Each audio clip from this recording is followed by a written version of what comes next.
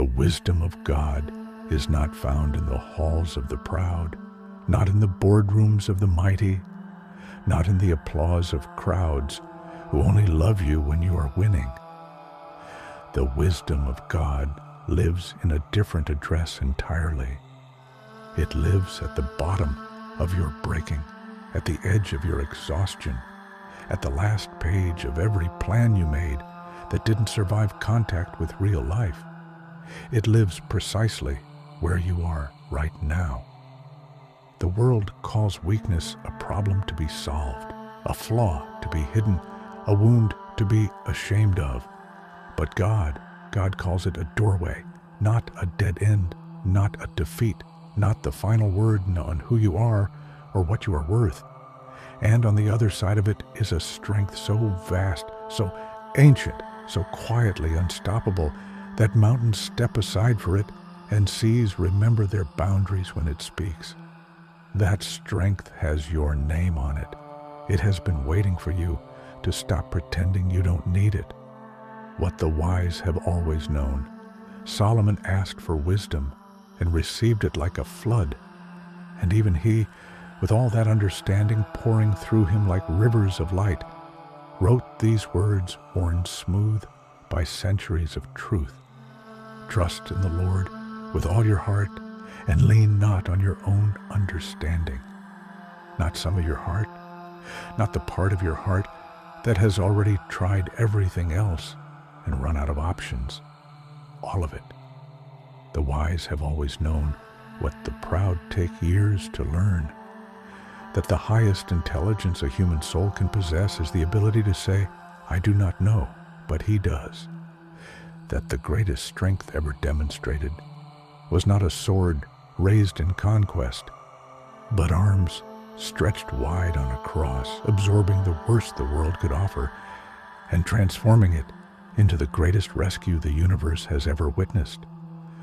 Foolishness to the world, the wisdom of God, the grain of wheat. Jesus said, and listen closely, because this is the geometry of heaven, this is the mathematics of the eternal. Unless a grain of wheat falls into the earth and dies, it remains alone. But if it dies, it bears much fruit. Do you understand what he was saying? He was saying that the life you are clinging to, the version of yourself you have been white-knuckling through every difficult season, the identity built on your own capability, it has to go into the ground before it can become what it was always meant to be. The dying is not the ending. The dying is the planting. And what looks like loss from the surface of the soil is transformation happening in the dark, where no human eye can measure it, where no timeline can rush it, where only the wisdom of God knows exactly when to call it upward into the light. You are not dying. You are being planted. There is a difference, and the difference is everything. Fire and the refiner. There is a craftsman who works with gold, and he does not polish it gently into something beautiful. He puts it in fire, not because he hates the gold, not because he wants to destroy it, but because he knows what the gold does not yet know about itself, that the heat is the only thing that separates the precious from the impurity, the eternal from the temporary, the true self from the false one that fear and pride have built around it like armor that became a cage. God is the refiner. You are the gold, and the fire you are sitting in is not punishment. It is the most intentional act of love you have ever been subjected to. He is watching the flame. He knows the temperature precisely. He will not walk away. He will not look elsewhere. He keeps his eyes on you through every degree of the burning because he is waiting for one specific moment. The moment he sees his own reflection looking back at him through you. That is when he lifts you out, refined, purified, unrecognizable to the person you used to be, and more yourself than you have ever been. The wisdom in the wilderness. Moses did not lead millions before he spent 40 years alone with sheep in the silence of the desert.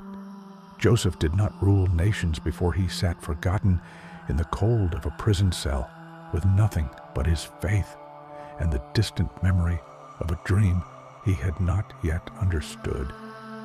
David did not ascend the throne before he fled through wilderness, slept in caves, wrote songs to God with tears still wet on his face, learning in the dark what no palace could have taught him.